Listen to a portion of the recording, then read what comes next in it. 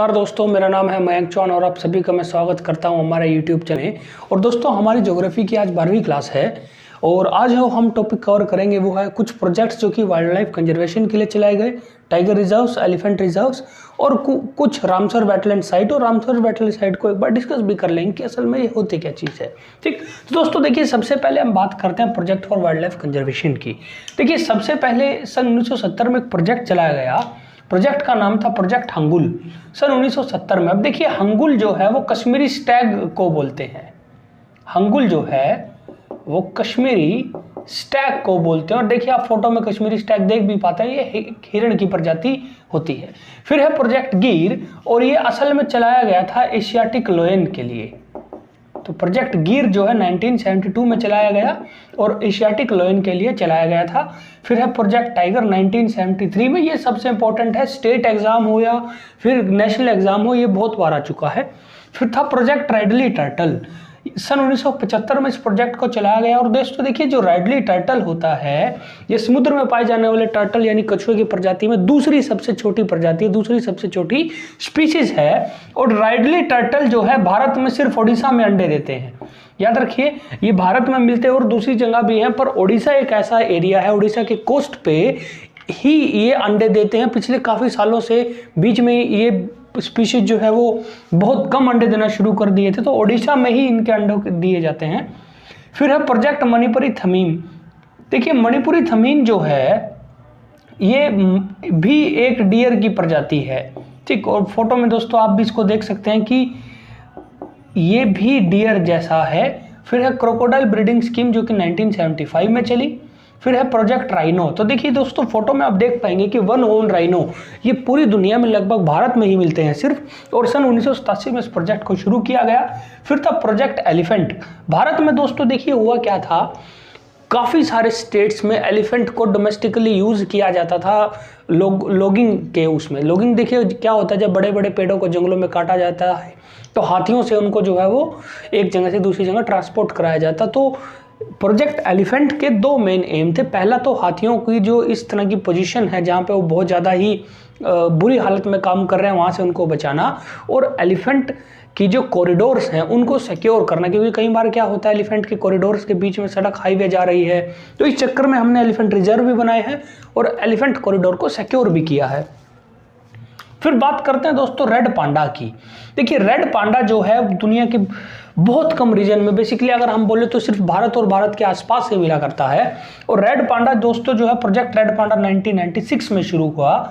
भारत में red panda जो है दोस्तों वो मिलता है सिक्किम में, अरुणाचल प्रदेश में, मेघालय के कुछ हिस्से में और दार्जिलिंग में। देखिए, भारत में ये 4 अलग अलग रीजन है। दार्जिलिंग वेस्ट बंगाल में पड़ता है, जहां पर रेड पांडा, देखिए आप फोटो देख पाएंगे रेड पांडा की, वो जो है वो मिलता है। और फिर है प्रोजेक्ट वल्चर। गिद्ध 2006 में शुरू हुआ, तो गिद्ध भी जो है वो एक्सटिंक्ट स्पीशीज की लिस्ट में आने वाला है दोस्तों। ठीक, क्योंकि बहुत ही ज़्यादा बुरी हालत हो गई है, एंडेंजर्ड ऑलरेडी है। तो ये कुछ इंपॉर्टेंट प्रोजेक्ट थे दोस्तों, लेकिन इनमें सबसे इंपॉर्टेंट जो प्रोजेक्ट था वो था प्रोजेक्ट टाइगर। अब दोस्तों बात करते हैं टाइगर रिजर्व्स इन इंडिया। तो दोस्तों जब हम बात करते हैं भारत में टाइगर रिजर्व्स की, तो देखिए भारत में टाइगर रिजर्व सन 1973 के बाद बनने शुरू हुए और आज के टाइम में भारत में कुल मिलाकर 50 टाइगर रिजर्व हैं दोस्तों। ठीक, तो अलग अलग स्टेट में आज भारत में 50 टाइगर रिजर्व हैं। और इसमें देखने वाली बात यह है कि मैक्सिमम टाइगर रिजर्व या तो वाइल्ड लाइफ सेंचुरी हैं या बायोस्फीयर रिजर्व या फिर जो है वो नेशनल पार्क है। ठीक, तो इसीलिए इसमें से कुछ नाम जो है वो हम ऑलरेडी पढ़ चुके हैं। तो दोस्तों इसमें से पहला जो नाम है वो है नागार्जुन सागर श्रीशैलम।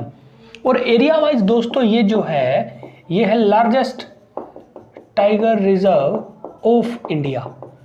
और ये भारत के 2 स्टेट में पड़ता है, तेलंगाना और आंध्र प्रदेश। अगला जो है वो है कमलंग जो कि अरुणाचल प्रदेश में है। फिर है बोर टाइगर रिजर्व महाराष्ट्र में, ताडोबा भी महाराष्ट्र में पड़ता है। सतकोशिया टाइगर रिजर्व उड़ीसा में है। परम्बिकुलम जो है वो केरला में है। बिलगिरी रंगनाथ टेम्पल जो टाइगर रिजर्व है वो कर्नाटका में है। रणथंबोर दोस्तों वो है राजस्थान में। फिर है बांदीपुर ये कर्नाटका में। पेंच टाइगर रिजर्व मध्य प्रदेश। संजय डुबरी जो है वो मध्य प्रदेश। मुकुंदरा हिल्स दोस्तों वो राजस्थान में पड़ता है। दंडेली अंशी जो है वो कर्नाटक में। ओरांग असम में। राजाजी टाइगर रिजर्व उत्तराखंड में, Sundarban tiger reserve West Bengal, Buxa tiger reserve West Bengal, Jim Corbett जो टाइगर रिजर्व है वो उत्तराखंड में, और सथी मंगलम जो है वो तमिलनाडु में, उदांती सितांदी जो है वो छत्तीसगढ़ में, और काजीरंगा टाइगर रिजर्व जो है वो असम में। दोस्तों ये कुछ इंपॉर्टेंट और बड़े टाइगर रिजर्व थे। उसके अलावा देखिए भारत में कुल 50 टाइगर रिजर्व हो गए। उसके अलावा भारत में टाइगर जो है, टाइगर स्टेट के नाम से दोस्तों एक स्टेट को जाना जाता है। तो याद रखिए टाइगर स्टेट के नाम से जाना जाता है मध्य प्रदेश को, क्योंकि रिसेंट तक सबसे ज़्यादा जो भारत में टाइगर थे वो दोस्तों मध्य प्रदेश में ही मिला करते थे। ठीक, तो चलिए दोस्तों फिर बात करते हैं एलिफेंट रिजर्व्स की। देखिए एलिफेंट रिजर्व दोस्तों भारत में कुल मिलाकर 32 हैं। तो इस टाइम भारत में 32 एलिफेंट रिजर्व हैं। उसमें से कुछ इंपॉर्टेंट दोस्तों अभी हम करते हैं। तो देखिए जो पहला है वो है मयूर झरना जो कि वेस्ट बंगाल में है, फिर है बैतमी ओडिशा में, लेमरू एलिफेंट रिजर्व छत्तीसगढ़ में पड़ता है, कामेंग जो है वो अरुणाचल प्रदेश में, सोनितपुर जो है वो असम में, धनसिरी लुंगडिंग जो है वो असम में, इंताकी जो है वो नागालैंड में। उसके अलावा रायला है आंध्र प्रदेश, निलंबूर है केरला, कोयम्बटूर है तमिलनाडु, मैसूर जो कि कर्नाटका में पड़ता है, श्रीविल्लीपुतूर जो है वो तमिलनाडु में। उसके अलावा शिवालिक उत्तर प्रदेश देखिए ये उत्तराखंड में है और उत्तर प्रदेश में है। ये देखिए हमें मिलेंगे नॉर्थ और वेस्ट साइड में। और फिर है वायनाड जो कि केरला में है। देखिए दोस्तों ये कुछ इंपॉर्टेंट है एलिफेंट रिजर्व। आप मैप में दोस्तों देख पाएंगे कि अलग अलग रीजन में एलिफेंट की कंसंट्रेशन है। तो नॉर्थ ईस्ट में भी है, साउथ में भी है, उसके अलावा नॉर्थ वेस्ट में देखिए थोड़ी सी है जहां उत्तर प्रदेश और उत्तराखंड में है। तो बेसिकली ये कुछ इंपॉर्टेंट एलिफेंट रिजर्व हो गए इंडिया में। फिर दोस्तों बात करते हैं रामसर वेटलैंड साइट की। तो चलिए दोस्तों पहले हम बात करते हैं कि वेटलैंड आखिर होता क्या है। देखिए वेटलैंड जो होता है ये कोई ऐसा एरिया होता है जो सारे साल या फिर सीजनल सैचुरेटेड रहे पानी से, यानी उसमें पानी लगातार खड़ा रहे और इस तरीके से सैचुरेटेड रहे कि उसका एक अपना अलग इकोसिस्टम बन जाए। ठीक, तो वो हो जाता है वेटलैंड। अब देखिए रामसर वेटलैंड साइट क्या हो गया। देखिए रामसर असल में जो है ईरान में एक शहर है।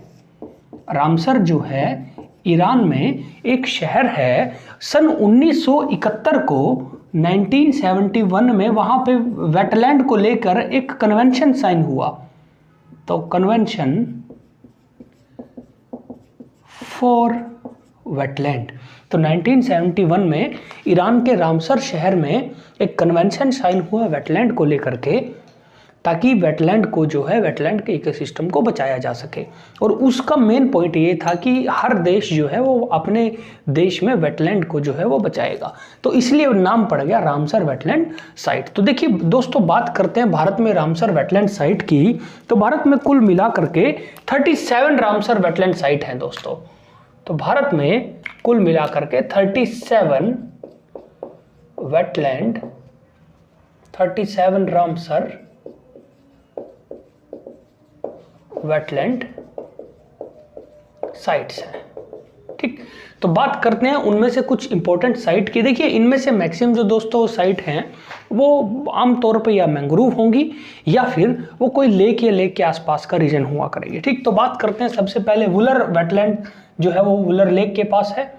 होकेरा ये दोनों दोस्तों जम्मू कश्मीर में है। उसके अलावा पोंग डैम जो है हिमाचल प्रदेश में, कांजली लेक जो है वो पंजाब में है, रोपड़ जो है वेटलैंड वो पंजाब में है, हरीके वेटलैंड भी पंजाब में। देखिए दोस्तों हरीके वो जगह है जहां पर ब्यास नदी और सतलुज नदी मिलती है। ठीक, फिर सांबर लेक जो कि राजस्थान में, ये भी एक वेटलैंड साइट है।